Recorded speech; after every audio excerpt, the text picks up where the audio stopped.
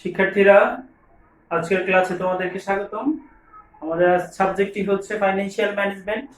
Financial ম্যানেজমেন্টের আমরা chapter 3 তে রয়েছি, থিওরি অফ ক্যাপিটাল স্ট্রাকচার। এই চ্যাপ্টারে আমরা অনেকগুলো ম্যাথ শিখে ফেলেছি অলরেডি। আজকে আমরা আরেকটি ম্যাথ শিখব, সেটি হচ্ছে ABC limited has the following capital structure. ABC limited এর নিচে ক্যাপিটাল স্ট্রাকচারটা দেওয়া আছে, ইকুইটি ক্যাপিটাল দেওয়া আছে, প্রতিটির দাম 100 টাকা, প্রতিটি শেয়ারের দাম টোটাল হচ্ছে 10 লক্ষ টাকা।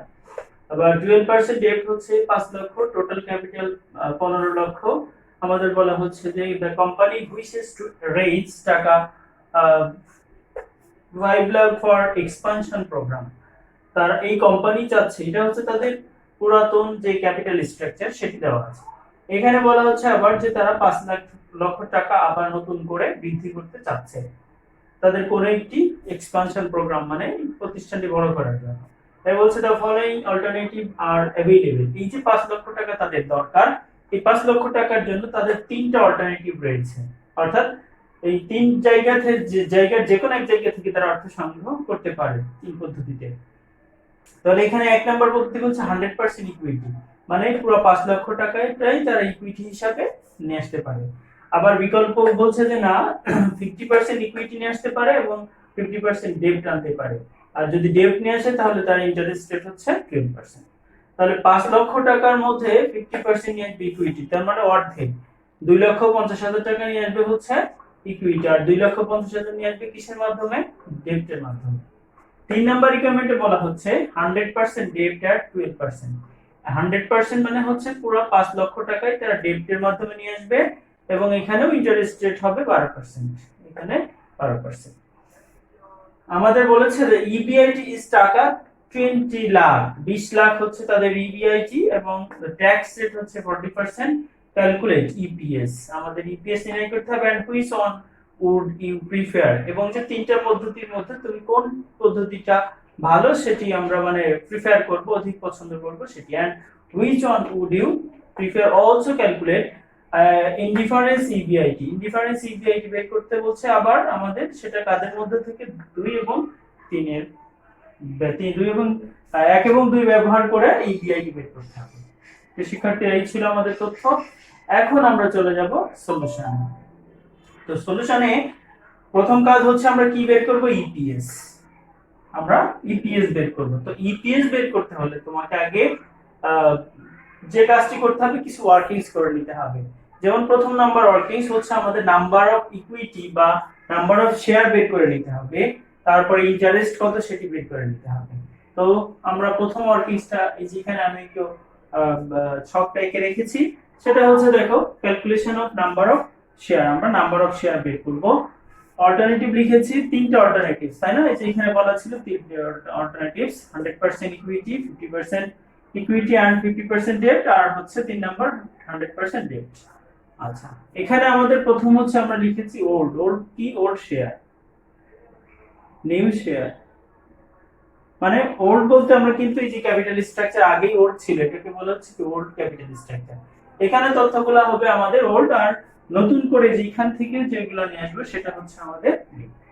তাহলে দেখো এই ইকুইটি শেয়ার, ইকুইটি টাকা ছিল কত? 10 লাখ টাকা ছিল। প্রতিটির দাম যদি 100 টাকা করে হয় তাহলে শেয়ার সংখ্যা ছিল কত? 10 লাখকে 100 দ্বারা ভাগ করলে শেয়ার সংখ্যা পাওয়া যাবে। আমরা লিখেছি 10 লক্ষ ভাগ 100, তাহলে শেয়ার সংখ্যা হবে 10,000।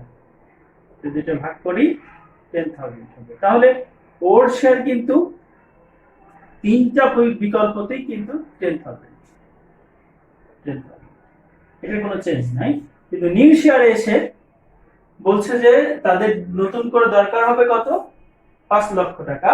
এই 5 লক্ষ টাকা যদি পুরাটাই তারা কিসের মাধ্যমে নিয়ে আসবে? এক নম্বরে বলছি ইকুইটির মাধ্যমে নিয়ে আসবে। তাহলে আমার ইকুইটি টাকা হয়ে যাবে কত? 5 লক্ষ টাকা, আর প্রতিটির দাম ছিল 100 টাকা করে।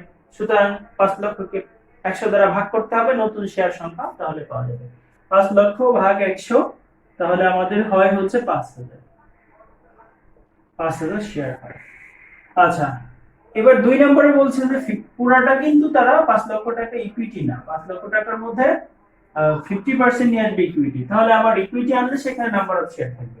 তো ইকুইটি যেহেতু 5 লক্ষ টাকা নিয়ে আসবে, তার 50% আসবে, আর 100 টাকা করে ছিল প্রতিটির দাম। আমরা ভাগ করলে আমার 5 লক্ষর 50% হচ্ছে কত, 2,50,000। 2,50,000 কে যদি আমরা 100 দ্বারা ভাগ করি, তাহলে আমার শেয়ার সংখ্যা আসে 2,500। এরপর আসি আমরা 3 নাম্বার, আমাদের বলছে 100% ডেট নিয়ে আসবে। পুরাটাই কি নিয়ে আসবে, ডেট। তো ডেট যদি পুরাটাই নিয়ে আসে, তাহলে আমার কি নাম্বার অফ শেয়ার সেখানে থাকবে, থাকবে না, সুতরাং এখানে নীল থাকবে না। এখন আমরা যোগ করব, এখানে হচ্ছে 15,000, অর্থাৎ এই 10,000 আর এই 5,000 আমরা লিখেছি না, old plus new, total share. তাহলে 10,000 আর 5,000 যোগ করলে 15,000, 10,000 আর 2,500 যোগ করলে 12,500, আর এখানে 10,000।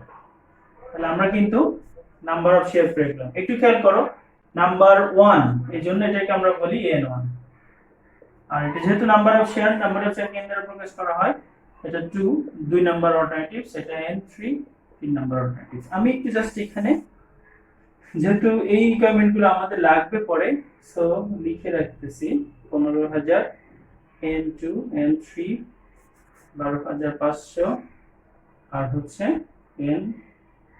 N2 আর N3 হচ্ছে 10,000। ওকে, এবার আমাদের যেটা কাজ, মুছে দিলাম, আশা করি একটু বুঝেছো।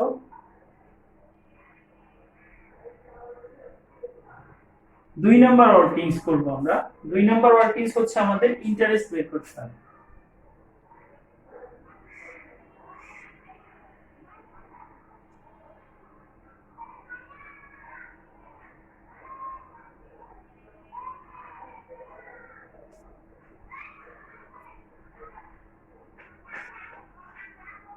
ইন্টারেস্ট, প্রথম আমরা নাম্বার অফ শেয়ার বের করেছি, এবার ইন্টারেস্ট বের করতে হবে। তাহলে ইন্টারেস্ট ঠিক একই ভাবে, ওল্ড ইন্টারেস্ট,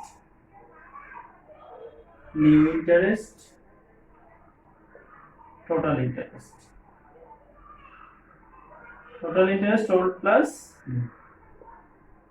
ওকে, তো দেখো আমাদের ওল্ড যেটা, এই যে ক্যাপিটাল স্ট্রাকচার, এখানে ডেট ছিল কত, 5 লক্ষ টাকা। তাহলে 12% সুদের হার, 5 লক্ষ টাকার 12%। তো আমরা এখানে 5 লক্ষ ইনটু 12%, তাহলে কত হয়, 5 12 60, তাই না? আর 2 শূন্য কাটা যায়, তাহলে 60,000 টাকা হয়।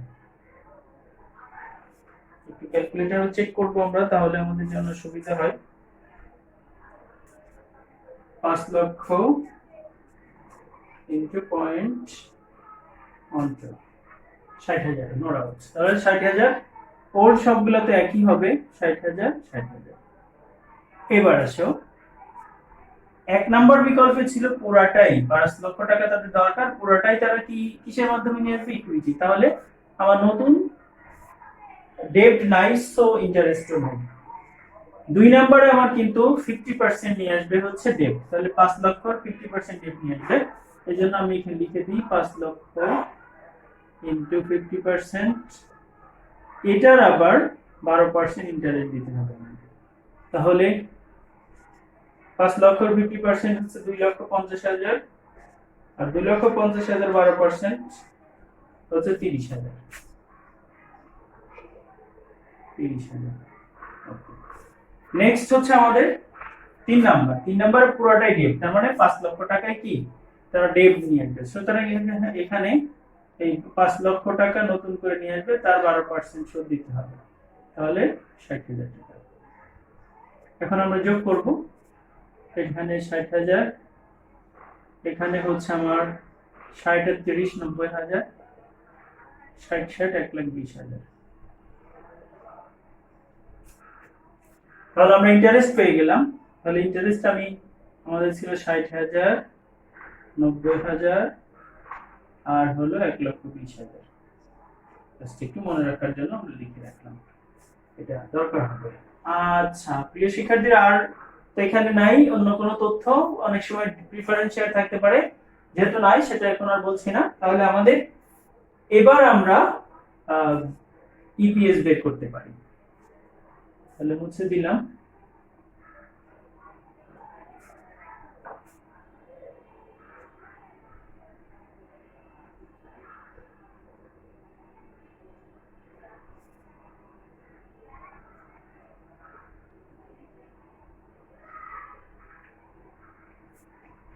তিনটা অল্টারনেটিভস 1 2 3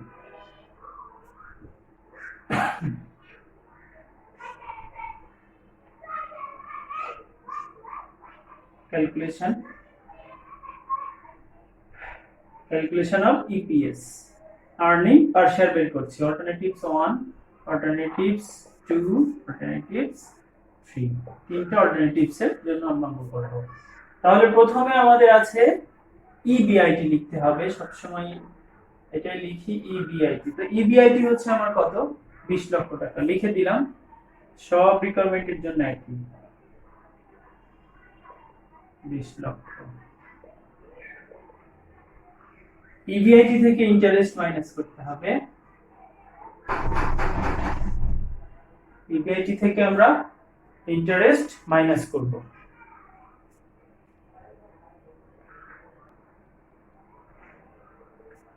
তাহলে আমরা ইন্টারেস্ট বাদ দিব। ইন্টারেস্ট আমরা কিন্তু এই যে এখানে লিখে রেখেছিলাম, ওয়ার্কিংস করেছে 2 নম্বরে 60,000 90,000 আর 1,20,000। তাহলে এটা আমরা লিখব। প্রথম বিকল্পের জন্য হচ্ছে আমার 60,000 90,000 আর হচ্ছে 1,20,000 1,20,000। এখন আমরা বিয়োগ করব। তো বিয়োগ করলে আমাদের এখানে আসবে কত,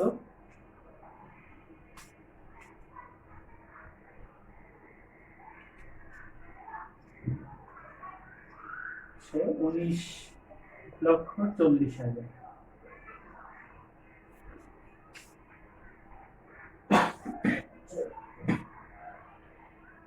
19,40,000। এখান থেকে আমরা 90 যদি মাইনাস করি 90,000 তাহলে হচ্ছে 19,10,000। আর এখানে আসে হচ্ছে 1,20,000 মাইনাস করবো তাহলে 18,80,000।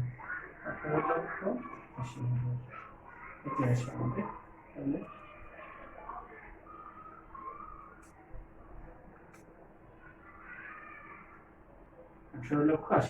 এখানে যেটা পাবো এটাকে আমরা বলবো EBT আর্নিং বিফোর ট্যাক্স। এখান থেকে আমাদের এখন ট্যাক্স বাদ দিতে হবে। আরে ট্যাক্সটা বাদ দিতে হয় সবসময় ইবিটির উপর। তাহলে ইবিটি ট্যাক্স হচ্ছে আমাদের কত, ট্যাক্স 40% দেওয়া ছিল। তাহলে আমাদের এই টাকার উপর 40% কাটতে হবে। 19,40,000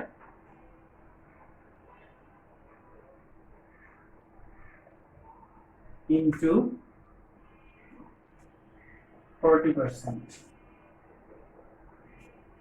তাহলে আসে হচ্ছে 7,76,000।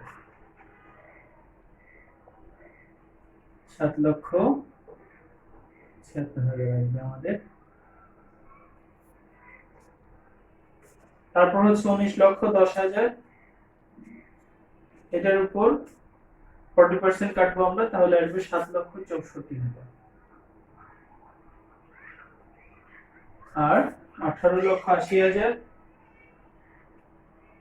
এটার উপর আমরা 40% কাটবো, তাহলে আসছে 7,52,000। ওকে, এইটা মাইনাস করলে আমরা যেটা পাবো সেটা হচ্ছে EAT earning after tax. EAT earning after tax. তাহলে মাইনাস করবো আমরা 19,40,000 মাইনাস 7,76,000, তাহলে এসেছে 11,64,000। 19,10,000 মাইনাস 7,64,000, তাহলে আসছে আমাদের 11,46,000। 18,80,000 মাইনাস 7,52,000, তাহলে আমাদের আসছে হলো 11,28,000। আমরা ইএটি পেলাম। এখন ইপিএস বের করতে হবে। তাহলে ইপিএস এর সূত্র হচ্ছে EPS equal EAT divided by number of ordinary share, তাই না, বা শুধু share. EAT divided by number of share. তাহলে ইএটি হচ্ছে আমাদের এগুলো 11,64,000 ভাগ নাম্বার অফ শেয়ার প্রথমটা ছিল কত, 15,000। তারপর হচ্ছে 11,46,000 ভাগ 12,500 আর 11,28,000 ভাগ 10,000। এই ছিল আমাদের। এখন আমরা ভাগ করবো এগুলো 11,64,000 ভাগ 15,000, তাহলে আসে হচ্ছে 77 টাকা লিখবো আমরা, টাকা 77.6। 11,46,000 ভাগ 12,500, তাহলে এটা এসেছে আমাদের টাকা 91.68। 11,28,000 ভাগ 10,000, তাহলে এসেছে 112.8। তাহলে আমরা ইপিএস পেয়ে গেলাম। তাহলে প্রথম কথা যেটা ছিল সেটা হচ্ছে ইপিএস কত, ইপিএস আমরা নির্ণয় করে ফেলেছি। এখন আমাদের কি বলেছে, পরে বলা হচ্ছে যে which are one would you prefer, কোনটি তুমি প্রিফার করবে। দেখো ইপিএস মানে হচ্ছে আর্নিংস, প্রতিটি শেয়ারে তোমার কত টাকা আয় হয়েছে সেটি। তাহলে আয় বেশি হলে ভালো না কম হলে ভালো, সেটা তোমরা ভালো জানো। তো আমার কাছে যেটা ভালো মনে হয় সেটা হচ্ছে আয় যত বেশি হবে তত ভালো। তাহলে এখানে আমার দেখা যায় যে 77, 91 আর 112। সো অল্টারনেটিভ 3 আমাদের জন্য বেটার, কারণ এখানে আয় বেশি। সো আমরা কমেন্টে লিখব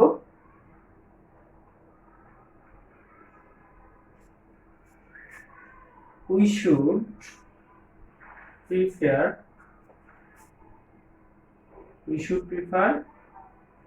alternative 3 because its EPS is higher। আর এটির EPS হচ্ছে কি হায়ার, যার কারণে আমরা এটি পছন্দ করব। We should prefer alternative 3 because its EPS is higher। শিক্ষার্থীর আজকের অঙ্কটি কিন্তু খুবই গুরুত্বপূর্ণ। এই অঙ্ক আসবে, একটি কোনো ভুল নাই। এই অঙ্কগুলো 10 মার্কের জন্য একটি আসবে, তুমি কনফার্ম থাকো, 100% কনফার্ম। আর এই একটি অঙ্ক যদি তুমি ভালো করে বুঝো তাহলে এই জাতীয় অঙ্ক যাই আসুক তুমি সবই পারবে। এবার আমাদের ইবিআইটি বের করতে হবে। তাহলে আমরা ইবিআইটি বের করব। এই যে বলা হচ্ছে also calculate indifference EBIT between 1 and 2। Alternative 1 এবং 2 ব্যবহার করে আমাদের কি বের করতে হবে, ইবিআইটি বের করতে হবে। তাহলে আমরা এটা মুছে দিব। এখান থেকে আমাদের 60,000 লাগতে পারে, আর হচ্ছে 90,000, এই জন্য আমি একটু লিখে রাখলাম। এখন আমি মুছে দিতে যাচ্ছি।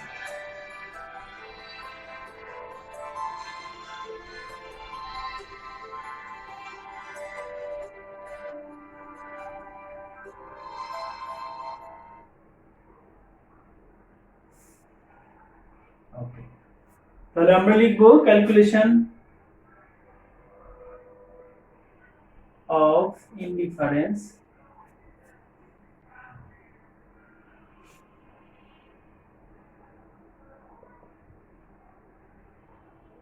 point of EBIT। Indifference point of EBIT. তাহলে ইনডিফারেন্স পয়েন্ট অফ ইবিআইটি এটা, তাই না? এখন আমরা সূত্র লিখব। ওই নাও আইপি বলে এটাকে, আইপি সমান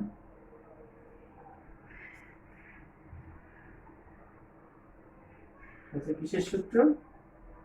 ইবিআইটি। এটা একটা নতুন সূত্র কিন্তু আমরা শিখতেছি। তাহলে EBIT minus interest 1 minus tax rate minus PD divided by n1 সমান, এখান থেকে মুছে দিব নাহলে আমার ধরবে না। এখন আর প্রশ্ন আমাদের যদি লাগবে না, আমরা সবই করে ফেলেছি, সব তথ্য আমাদের কাছে এমনিতেও মনে থাকার কথা। আবার EBIT minus interest 2 into 1 minus tax rate minus PV N2, এটি হচ্ছে আমাদের সূত্র। তাহলে আইপি তে বোঝায় ইনডিফারেন্স পয়েন্ট, ওটার কোনো কাজ নাই এখন। বা ইবিআইটি কিন্তু আমাদের নির্ণয় করতে হবে। তাহলে ইবিআইটি রেখে দিব ইন্টারেস্ট 1 60,000, অর্থাৎ অল্টারনেটিভ 1 বলতে যেহেতু আমার এখানে বলেছে 1 এবং 2 এর মধ্যে, এজন্য আমরা 1 এবং 2 এর ইনফরমেশন গুলো নিব। তাহলে 1 ইন্টারেস্ট 1 60,000 ছিল, 1 মাইনাস ট্যাক্স রেট হচ্ছে এত, পিডি তো আমাদের নাই সুতরাং আমি আর লিখলাম না। n1 আমার ছিল 15,000, তাহলে 15,000। এদিকে ইবিআইটি থাকবে ইন্টারেস্ট 2 হচ্ছে আমাদের কত? 90,000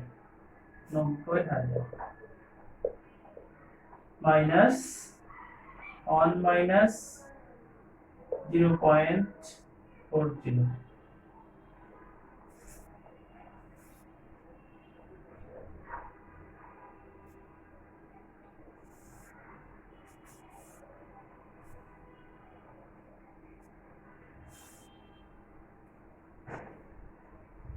0.40। এই পিডি মানে হচ্ছে preference share dividend of the preference share, সেটা তো আমাদের নাই, প্রিফারেন্স শেয়ার ছিল না, সুতরাং ওটা আর লিখছি না। তাহলে n2 হচ্ছে আমাদের কত? 12,500। এখন শুধু ক্যালকুলেটরে ক্যালকুলেশন করার পালা। তো প্রথমেই শর্ট যে কাজটি আমি করতে চাচ্ছি, এদিকে আমার শূন্য আছে 3টে, এদিকে শূন্য আছে 2টি, আমি কিন্তু তাহলে 2টি শূন্য বাদ দিতে পারি। 150 আর ইবিআইটি,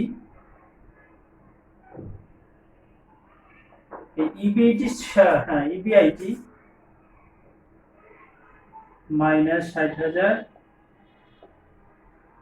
এটা যদি আমি বিয়োগ করি তাহলে 0.60 আসে, সমান ইবিআইটি মাইনাস 90,000 ইন্টু এটাও 0.60 আসে ডিভাইডেড বাই 125। দুটো শূন্য উঠাই দিলাম আমি। ক্যালকুলেশন তো পারার কথা, এখান থেকে ইবিআইটি বের করতে হবে, সহজ কথা। এবার আমরা যদি আরেকটি কাজও করতে পারি, 0.6 সো এখানে একটু মিস্টেক হয়েছে, এখানে মাইনাস হবে না, গুণ হবে। 0.6 আমরা কিন্তু এটি উঠিয়ে দিতে পারি, তাই না?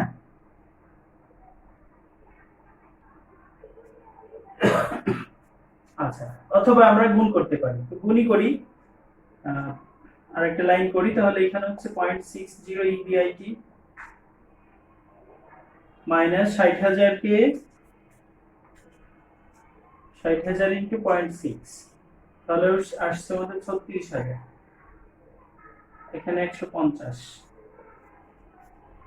এখানে 0.60 ইবিআইটি মাইনাস 90,000 ইন্টু 0.6, 54,000 আসে আমাদের, 54,000 125 ডিভাইডেড বাই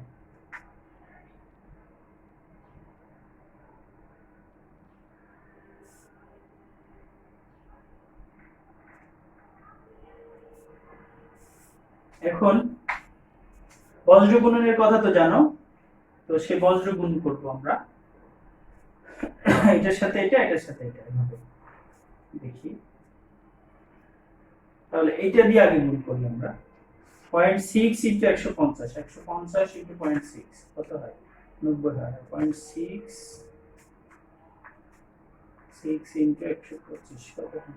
75। ওকে, তাহলে এই আগে এই সাইডটা করি, 150 দিয়ে এটাকে গুণ করি। তাহলে 150 ইনটু 0.6, তাহলে শেষ হচ্ছে 90 EBIT, আর 54,000 ইনটু 150, তাহলে আসে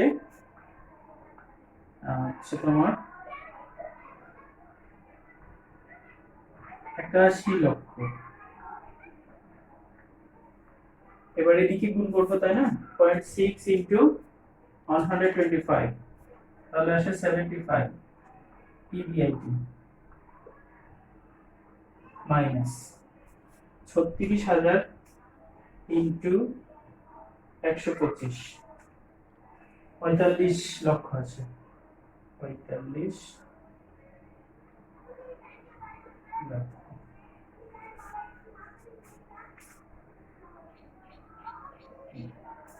ঠিক আছে, এবার আমরা ইবিআইটি গুলো এক সাইডে নিয়ে আসবো। 90 ইবিআইটি মাইনাস 75, এদিকে আসলে 70 মাইনাস হয়ে যাবে, 75 ইবিআইটি সমান এই 81 লক্ষ এই সাইডে চলে গেলে প্লাস হয়ে যাবে, 81 লক্ষ মাইনাস 45 লক্ষ।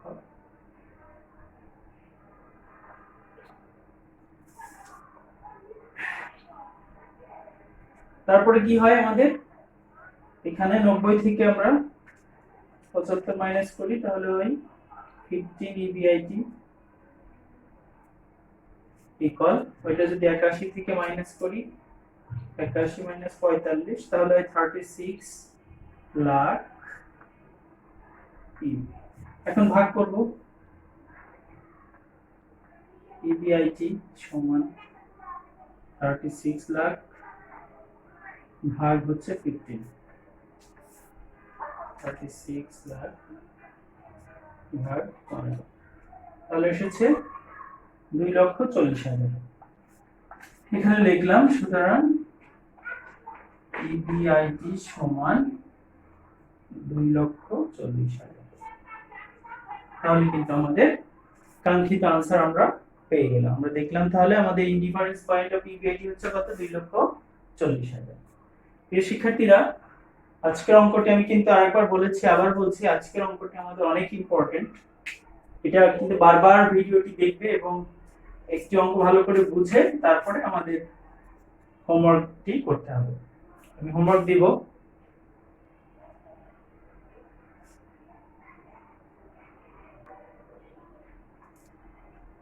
তাহলে একটি হোমওয়ার্ক তোমাদেরকে করতে হবে, সেটি হচ্ছে অনার্স ফোর্থ ইয়ারে 2005 সালে অঙ্কটি এসেছিল। অনার্স H4 অর্থাৎ অনার্স ফোর্থ ইয়ারে 2005 সালে এটি ওই অঙ্কটি এসেছিল। অঙ্কটি তোমাদেরকে সলভ করে আমাকে পাঠিয়ে দিতে হবে। আর লালমাটিয়া মহিলা কলেজের স্টুডেন্ট যারা, তোমরা যে বই ফলো করো সেই বইয়ের 357 পৃষ্ঠার 46 নম্বর অঙ্ক এটি, এই 2005 সালের যেটি এসেছে, এই অঙ্কটি তোমরা করে আমাকে ইনবক্স করবে। তাহলে আমার মেসেঞ্জারে পাঠিয়ে দিবে। হোমওয়ার্ক অবশ্যই দিতে হবে। তো আগামী ক্লাসে এই চ্যাপ্টারেরই আরো কিছু নতুন অঙ্ক নিয়ে তোমাদের সামনে হাজির হব। ততক্ষণে তোমরা সকলেই ভালো থাকো, সুস্থ থাকো, নিরাপদে থাকো, হাসি আনন্দ এবং লেখাপড়ার মধ্যে থাকো। আল্লাহ হাফেজ।